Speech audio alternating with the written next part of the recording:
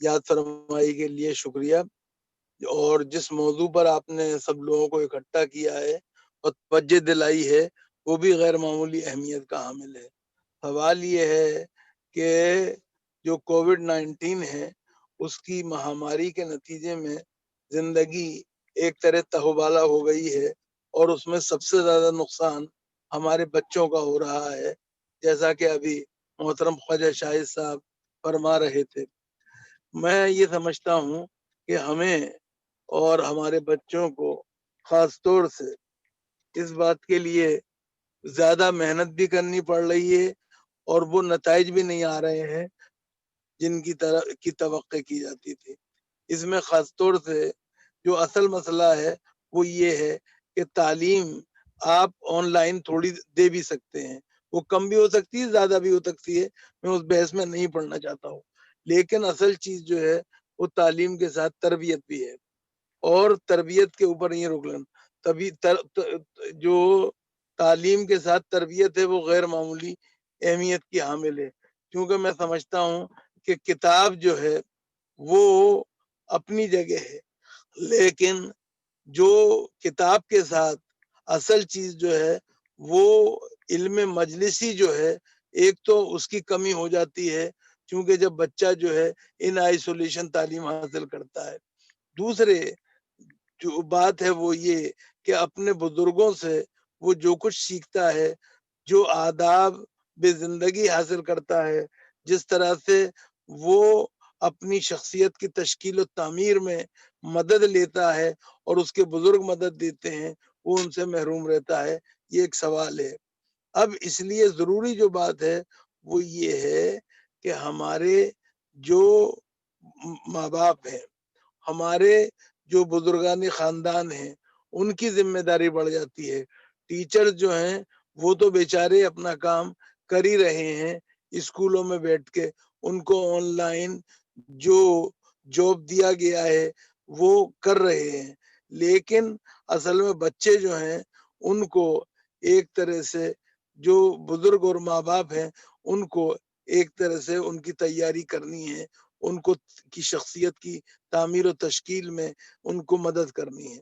میں اس میں اس لیے یہ بات کہہ رہا ہوں کہ اساتذہ کے ساتھ ماں باپ کا یا بزرگان خاندان کا رول کیوں اہم ہے، اس کی ایک مثال دیتا ہوں، اور وہ مثال جو ہے تھوڑی لائٹ میں اس میں ہے، اس کو اس طرح سے دیکھیے گا۔ ابن انشا کی ایک مشہور زمانہ کتاب ہے اردو کی آخری کتاب۔ اردو کی آخری کتاب میں ایک مضمون ہے دعا کا۔ اس دعا والے مضمون کے اندر ایک بچہ خدا سے دعا مانگ رہا ہے، اے اللہ کھانے کو روٹی دے، پہننے کو لباس دے، رہنے کو گھر دے۔ بزرگ خاندان داخل ہوتے ہیں اور وہ کہتے ہیں ڈانٹ کے، سختی کرتے ہوئے، یہ کیا مانگ رہے ہو، یہ بھی کوئی خدا سے مانگنے کی چیز ہے؟ وہ کہتا ہے، بچہ کہتا ہے کہ آپ پھر کیا مانگتے ہیں باپ اللہ سے دعا میں؟ انہوں نے کہا میں اللہ سے کہتا ہوں اے اللہ نیکی کی توفیق دے، پرہیزگار بنا اور ہمیں اچھائیوں کی توفیق دے۔ بچہ کہتا ہے ٹھیک ہے باپ، کیا میں بابا جس کے پاس جو نہیں ہوتا ہے وہی مانگتا ہے۔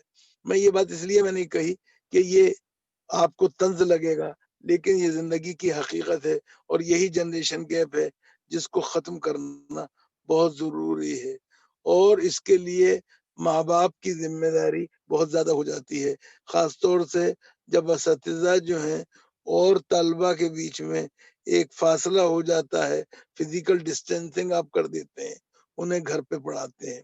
میری نظر میں ایک بات کو یقینی بنانا چاہیے کہ وہ کسی طرح سے ماں باپ اس بات پر راضی ہوں کہ اپنے بچوں کو وہ اسکول چاہے ہفتے میں 3 دن بھیجیں، لیکن بھیجیں ضرور، اس بات کی کوشش کرنی چاہیے۔